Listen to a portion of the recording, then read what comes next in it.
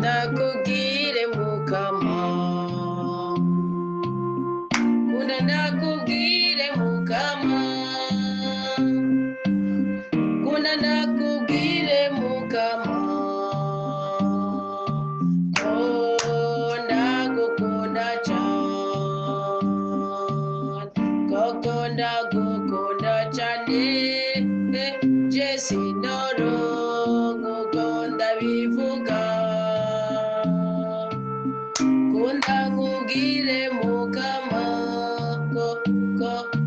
ko ndagukunda cyane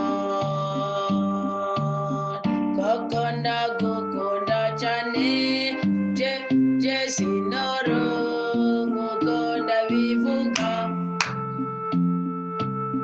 kunda nkubwire mukama jewe uko ndenda bivuge ko ndagukunda cyane rwose ndagukunda cyane mukama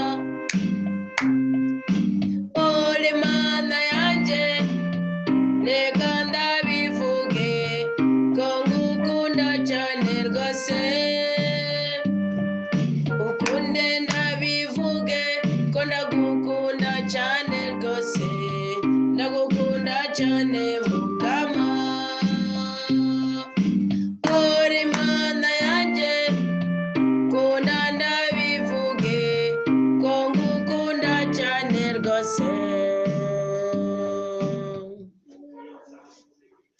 umugore umwe mu bagore baho mu muhari w'abahanuzi atakambira Elize ati umusuku wawe ari we mugabo wanje yapfuye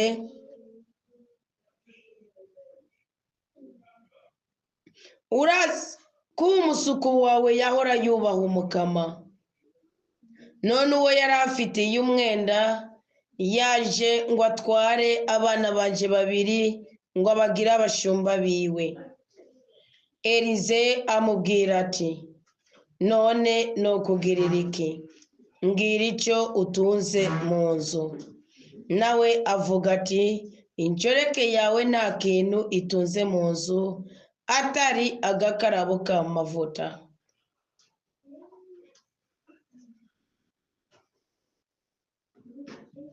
Elize amubwira ati genda mu mihana utire udukarabo mu babanyi bawe bose utire udukarabo tugaragara kandi ntutire dukeyi uraheza uce utaha wiyugarane wewe n'abana bawe uze urasuka ya mavuta muri utwo dukarabo utwuzuye twose udushyira ku ruhande wa mugore asiga Elize ngaho aragenda ariyugarana we n'abana biwe abo bana baza baramuhereza udukarabo nawe agasukamwo amavuta utwo dukarabo tumaze kuzura abwira umuhungu wiwe ati nzanira kandi gakarabo nawe amubwira ati nta kandi gakarabo gasigaye amavuta acarareka gutemba uwo mugore aza kubimenyesha wa muntu w'Imana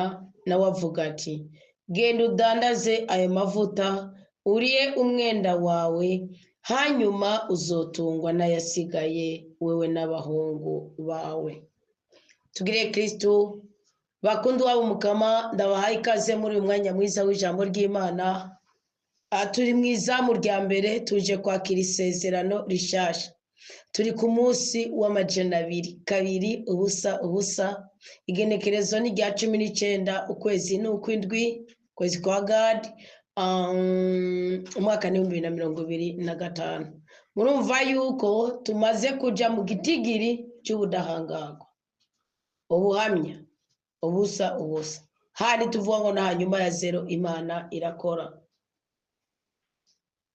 iri sezerano tugiye kwakira tugiye kurikura mu bami ba kabiri gitabo cy'abami mu rwandiko rwa kabiri cy'igitabo cy'abami ikigabane cya 4 uhereye ku murongo wa mbere nagejeje ku murongo wa w'indwi nukuvuga iki niki Bibiri yishatse kuduha nk'isezerano rishasha ko umukama yifashisha ibyo yashizeho nk'itegeko kandi nk'intahava.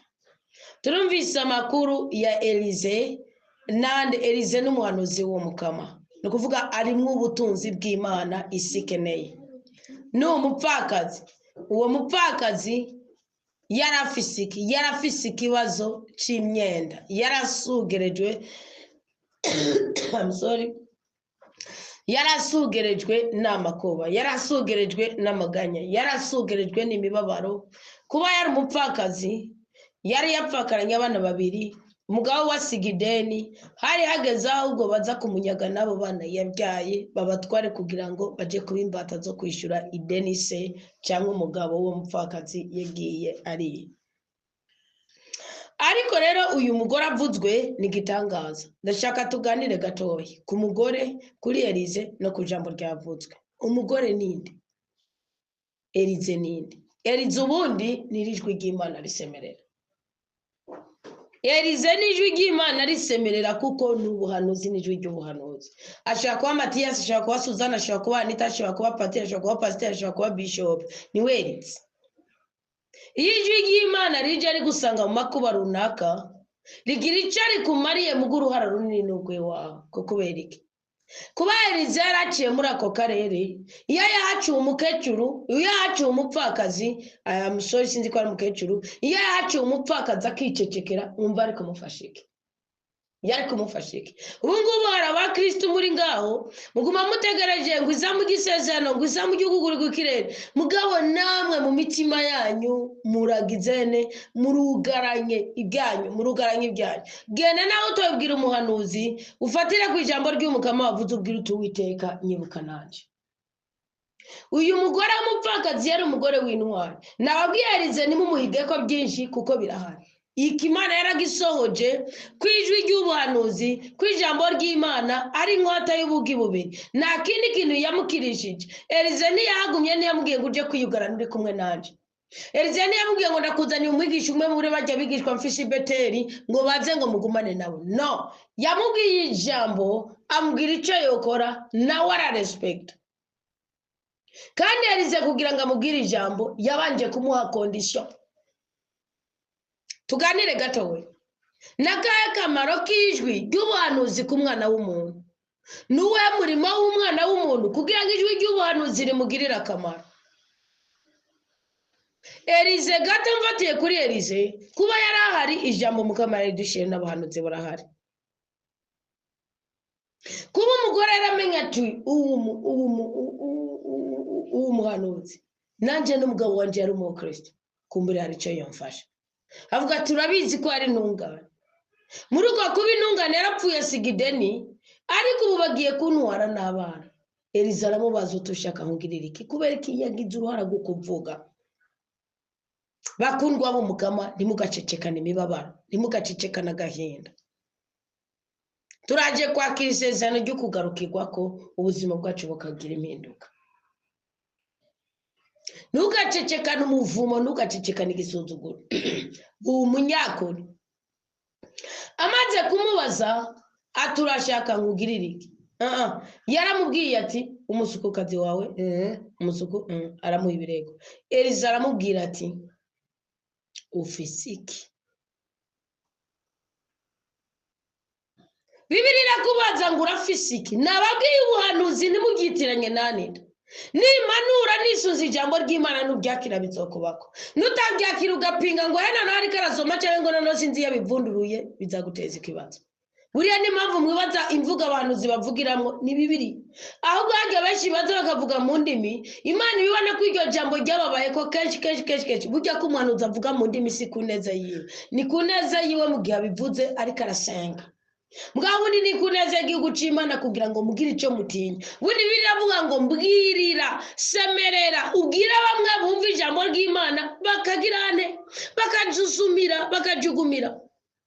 hajya umuhanuzi aza agahanura mu zindi ndimi si ubwibone none umutima w'Imana amuza ko ntabiramba ko mugana arabisobanukiwe muri Bibiliya bitandukanye igihe ariko arasenga mu bandi mugabo iyo ariko arahanura ni umutima w'Imana amuza ko akaza ajya gukoresha ijambo musanzwe mumenyereye mwarimenyereye atari buha mu zindi ndimi kugira ngo mususumire muvuge muti burya ahantu hari Imana. Eliza aramubajije ngo ufise iki?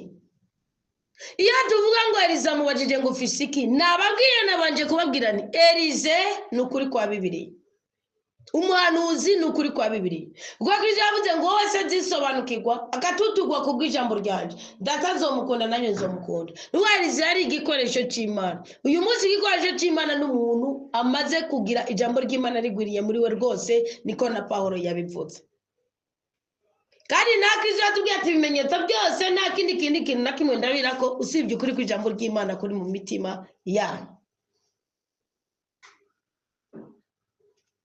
Petero yuzuye mutima mwenda mu kumugurira ikimuga cyari ku muryango wa mwiza kimaze imyaka 40 yakoresha ijambo. Kimenyesho cyaje kukanyuma.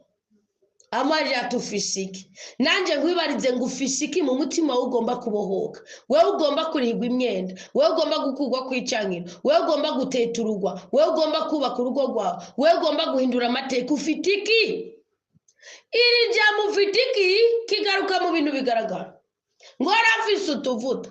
Bibiliya iravuga ngo abana asigishije amavuta uwo nimikishije amavuta. Mwibuke mu izamu ry'indwi Zaburi twasengeye avuze ngo uwo nimikishije amavuta ngo ahora azakunda bakubw'imbagwa nsani. Ngo uwo nimikishije amavuta ngo narindira ko ndamutegeka ku mibavu yanje. Icyo kitima avuze ngo ufisiki, avuga ngo ntacyo mfise uretse utuvuta dukeya. Ntacyo mfise kiretse utuvuta dukeya. Ntacyo mfise kiretse utuvuta dukeya. Iri jambo ntacyo mfise kiretse utuvuta dukeyi ni ukuvuga umuntu ubu Kristo ibanga ndacyarigendera. Niko uyu munsi umukristo wafise ni handi uvuga uti Mana urazi ko naho nkenye naho mfite imyenda sindakuryaryana kuva nambikwemereye kimwe muri 10 singuryajyanye kugira ngo ndabe ryizo nkure kwigisuzugura kuvana ndabimenye ishikano rya boro sindari kujyajyana. Ufisiki kuko ufisiki ni kintu kiduhuza n'umubereho wa mugenzawe. Niyo mpamvu yagiye mu mabanyi yamutegetse mu mabanyi ikamuza n'umubereho w'Imana ni giti cy'umusaraba. Ni kwa kwihangana kwawe ukubaha itegeko rya rudasumbwa. Ni kwa kwihangana kwawe ugakora ibyo Imana yagusabye gukora. Ufisiki ntacyo mfise usibye utuvuta kiretse utuvuta. Utwa tuvuta rero uko kwihangana kwawe uko gukora umurimo w'Imana uko kumvira itegeko rya rudasumbwa n'ikimana isigahagararako kavuga ati umwana wanje nago naho imivumo y'igisoko rikomeza ikamurandagata naho imibaba ikomeza ikaba myinshi kuri we ntacyo yirengagije yarabwiwe. Reka mugirire neza ngo Eliza cyamubwira ngo ntiyamubwiye ngo ni duke ngo uko ari duke yamubwiye ati genda mu babana. Kuba yamamaje ko afise utuvuta yamamaje ko afise imibereho myiza n'Imana. Avuga ati nawe namupfakazi nawe nanyaze umugabo nawe nagizike sibyo. Elisa nawe acagira hane Elize nawe aca mutego umutego tigenda mu babanyi rero utirudukarabo. Uyu munsi mwijoro uyu munsi mu gitondo turi mu izamu rya mbere uyu munsi ku mutaga ukiri Imana igutabare irakeneye ubuhamya bwawe. Nababwiye impamvu twakiriye iri sezerano turi mu gihe cy'ubuhamya. Reka Imana igushingira ubuhamya kandi ntugirane igushingira intara kandi ntugirane ntugombe ko abantu bagushingira intara kuko ntugombe ko abantu bagushingira intara ushobora gukora ibyo ubwibone. Mugano wawe mu mutima uvuga uti Mana nabatobona icyo nakoze wowe wakibonye uramezagira. Mana nabatonyifuriza umugisha wowe uramezagira. Mana nabatongira ku wowe uramezagira. Musi wa majana 2 ese ambwira ati genda utire ibivomejo kandi ntutire dukeye.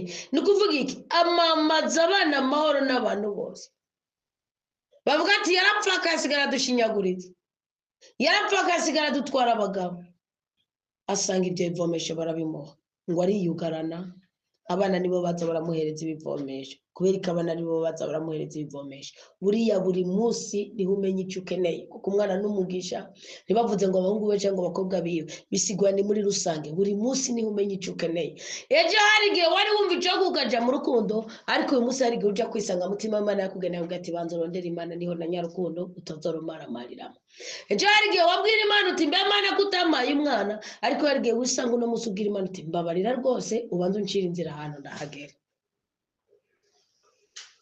uko niko ubuzima bumeze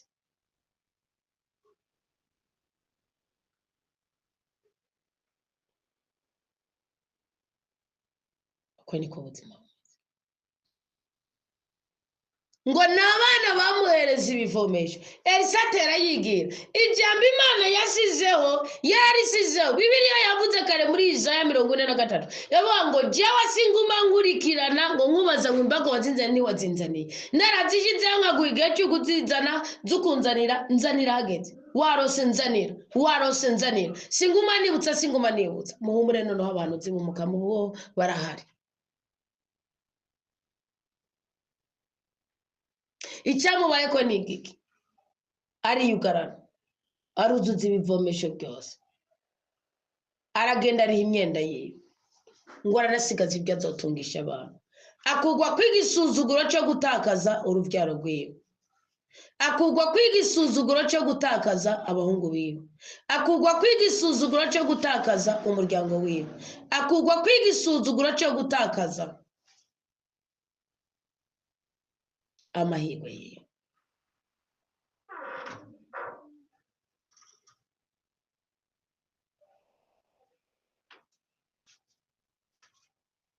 icyo gisuzuguro kimuvako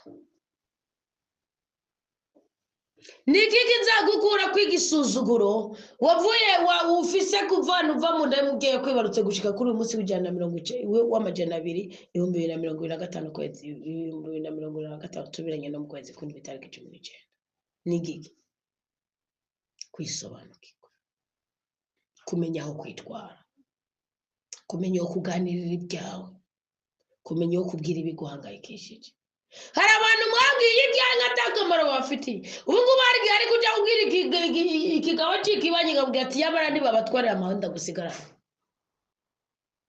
cyamara reka ndabagombore mugana nanjye ndabagira abaja banje mugaba Imana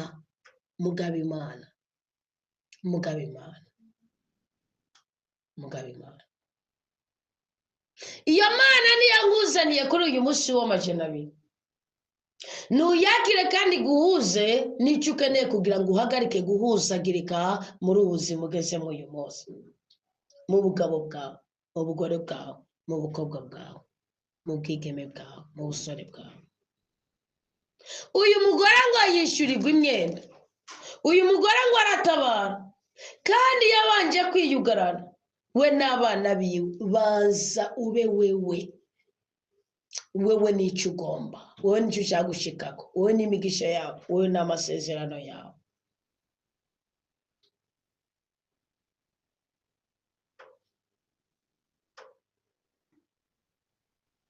ngo uwo mugore aza kubimenyesha wa muntu w'Imana niwe avuga ati genda udandaze amavuta murumva ubutwari bw'uwo mugore ntiyavuze ngo noneho ndihereje yongeye kurondera ijwi ry'ubuhanuzi kuri muzi abantu mwahanuriwe tuzotwara inda uzosama uzobyara uzubaka mwaheza kubaka uti birabaye mukayendera ko Imana izobanza kubateza ubugumba muzogaruke mukayendera ko Imana izobanza kubasubiza kwa muganga muzogaruke nimwiga kubana n'Imana muhiriwe canke mugo bisigura ko umugore yabanye n'Imana mu gihe cyo gukena ariko ari mu gihe arabibonye byuzuye ntiyahamutse wace yirengagiza ijwi ry'ubuhanuzi ryaraje niyo mpamvu bamubwiye ati genda urihe wongere ugirene avuga ati genda udandaza ayo mavuta uri umwenda wawe hanyuma uzotungwa n'ayasigaye wowe n'abahungu bawe amuha gahunda yukugirane yukubaho adasaba adasegerereje kubera yongera agaruka nabwo Imana yabahaye indoto nimwagaruka mu bwite witekangire gute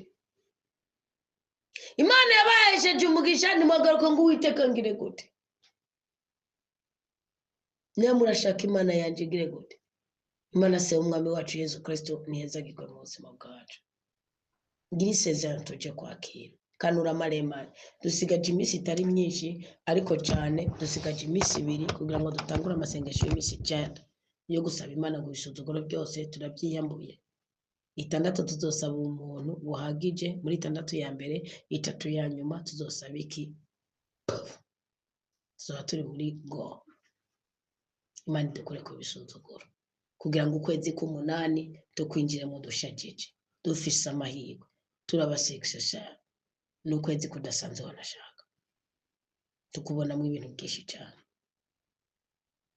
n'ukwezi imana iremamo ikintu gishasha uherutse nagiye muri ariko ndasenga imvura igwa datagaza ama connection ndavuga man nizanga muri senga iravuze ni ukuzanye ikintu gishasha imvura tutari tumenyereye zana n'ikintu gishasha mu buzima bwacu nyakora ko ngo muzobukoze mige kugendera n'imana buri munota buri saa buri segonda abana bisi bazi kugendana n'ubugome bwabo namugendana n'ubweranda bwanyu imana ni nyeranda itugira beranda kubw'ijambo ryayo imana ni mutananigwa ni mutera koba ni mushobora byose ninye n'ijuru n'isi ngire risezerano usanga mu wami wa 2 gwane cya 4 gwera ku murongo wa mbere kugarukirwa ko n'imana gatangaza benshi nubatangaza kugira ngo ubigambe ubatangaza kugira ngo yo uwari umwasi wawe agatangara kamaramara uwari umukuzi wawe kabini imana yarabikoreye Dawudi Shimera atangara avuga ati ndapfuye azonyica nigende namutukaguye none imana iramugaruka namutukaguye n'imana yagwanye n'imana gizene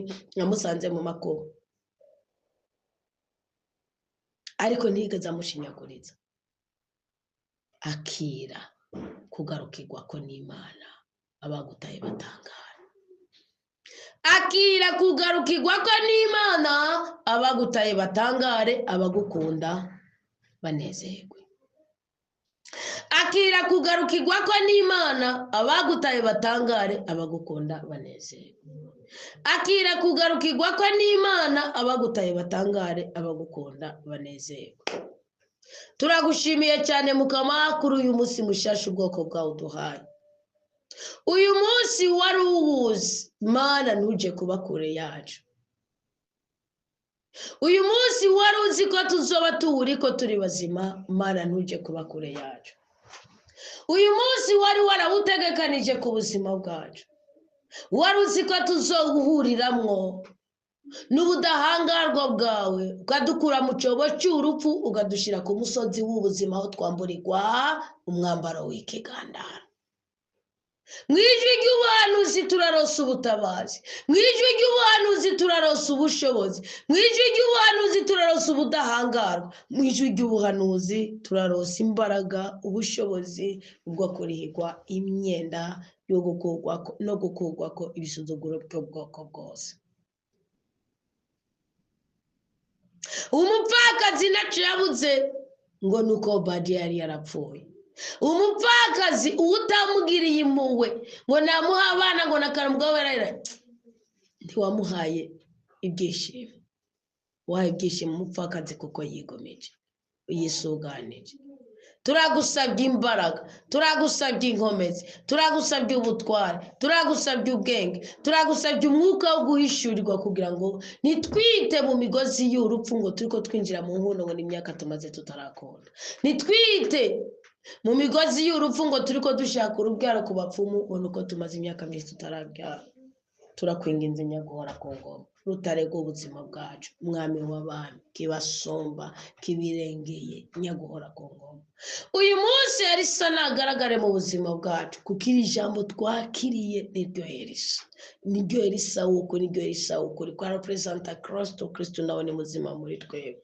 uyu munsi mukama Yesu ugira ikintu ukoze ku buzima bwacu bwishaje uyu munsi turisobanukiwe tugomba kwakira agaciro kose twatakaje tugaruke mu kuri kw'ijambo ry'Imana nawe ubone kwamamaza ukuboko kwawe gutunganye kandi gukora ibitunganye muri twebwe dawe twese ubyagiye mu ijoro ni mu izina ry'umwana wa Yesu Kristo twibohoreje ibyaha kuko bikwega ibyago byose kugira ngo uyu munsi tunezererwe tunezererwe ibitangaza waturemeye umupfakazi warari kumwe n'abandi si bose batabawe turobanure mu bwoko bwawe turobanure mu bwoko bwawe turobanure mu bwoko bwawe kugira tugire igikundiro turobanure kugira ngo tugire amahoro turobanure kugira ngo tugire ibyishimo turobanure kugira ngo tugire umugisha turobanure kugira ngo tugire umugwiza turobanure natwe turisubiyeko turobanure natwe turisuzumye turobanure natwe databuje nyagora ku ngoma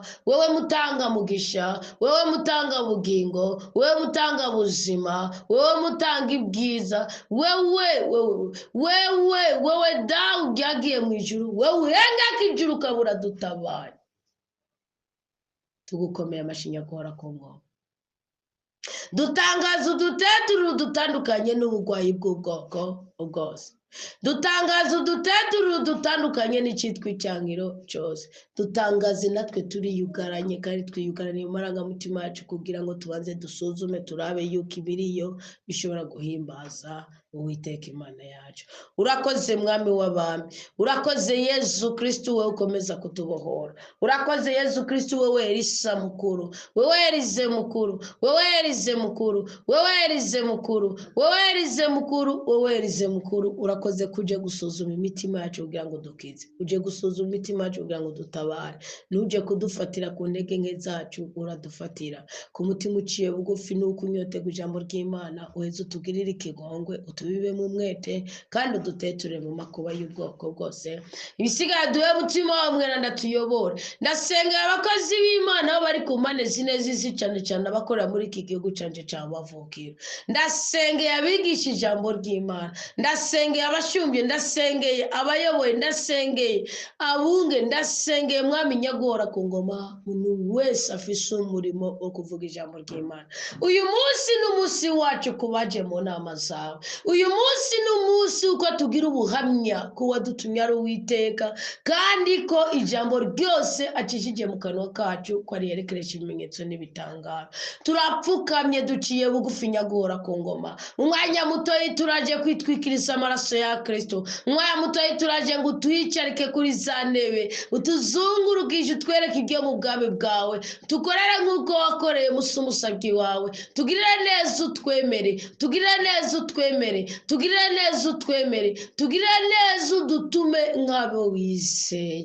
tugirire neza udutume mu murima wawe n'udutuma mu bagwaye n'udutuma mu bagowe n'udutuma mu batamakazi n'udutuma mu baruhijwe n'ingo n'udutuma mu binaniriwe n'imibabaro yabo yo mwibanga n'udutuma muri abo bose bihebuye bamaze guhabwa amatangazo ko batariho n'udutuma mu bangiritse tuzolangula ugushaka kwawe kuko tuzoba turi kumwe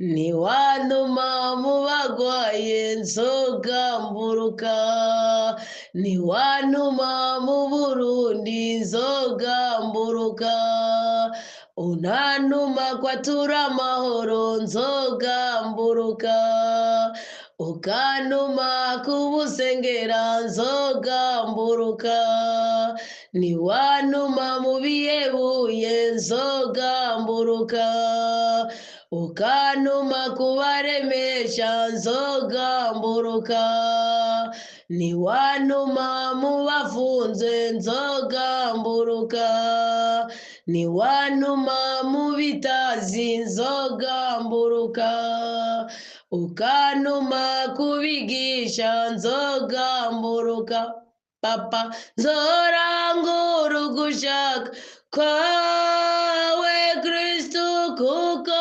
tuzoba turi kumwe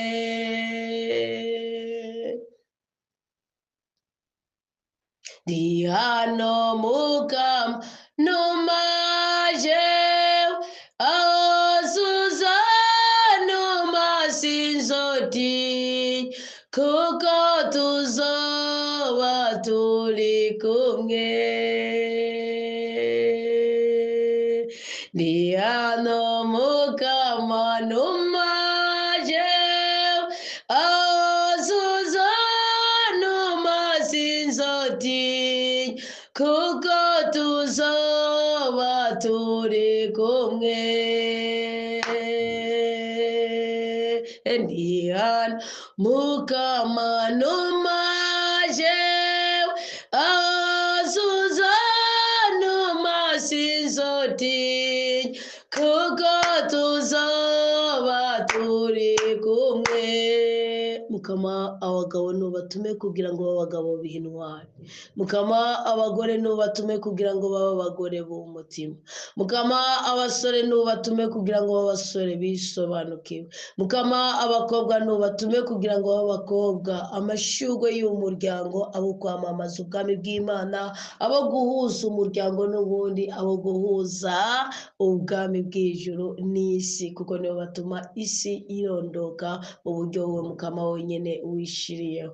None rero nyaguhora ku ngoma, duhezagira ubwoko bwawe, duhezagirisha ububasha bwa mutima wa mweranda ubwo niriri ku mutima wawe. Tubwire bana banje nimukire ingwara, bane banje nimuhembuke, bane banje nimutabago, bane banje nimunezerwe, bane banje duha amasezerano yawe, duha ubudahangarwa bwawe, duha uburinzi bwawe, duha amahoro yawe, duha ubushobozi bwawe. Uradusezeraniye muri Isaya 65 ngo impome zacu urazirarira. None rero nk'uko Musa yabikubwiye ngo ntumumarayika tujyane, ngo ngene tujyane niho byogaragara ko dutandukanye n'ayandi mahanga. Gumana natwe papa uyu munsi wose, gumana natwe kugira ngo ntidupfe, gumana natwe kugira ngo ntidukenyuke, gumana natwe kugira ngo twivuze dukire, gumana natwe kugira ngo tubohoke, gumana natwe kugira ngo twubake rugume, gumana natwe kugira ngo turondere turonke, gumana natwe kugira ngo dukunde dukundwe, gumana natwe kugira ngo tugire igikundiro dukogwe kwa kavuyo,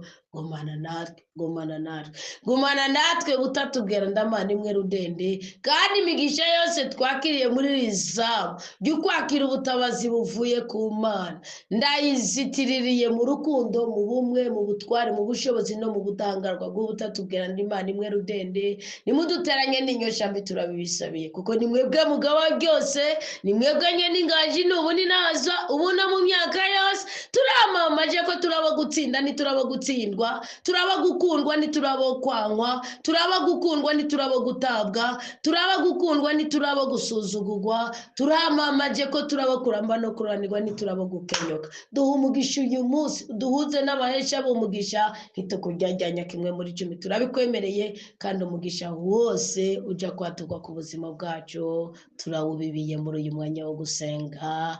Amen, amen, aleluya. Imana nke n'amahoro idutabare, iturinde, itubohore, iduteturure, idutenze kandi itugeza ishaka ko tugera mu izina rya Yesu Kristo. Mwarahizagiwe. Amahoro ya Kristo kuri twese. Kunda ndakubwire mukama, turi kuzamura ibendera kandi ko dukunda Imana kugira ngo ibyo dusengeye byose bitume. Oba ndagukunda cyane, bwira Imana ko uyikunda impamvu yose y'umubabaro uyikugweko cyane. Jesi ndongo uba kunda ndakubwire mukama, ko ndagukunda cyane, koko ndagukunda cyane, wese noro mukunda Mana, kunda ngubire mukama, ukunde ndabevuge ko ndagukunda cyane rwose, ndagukunda cyane mukama. Ore myeyi yaje bivuge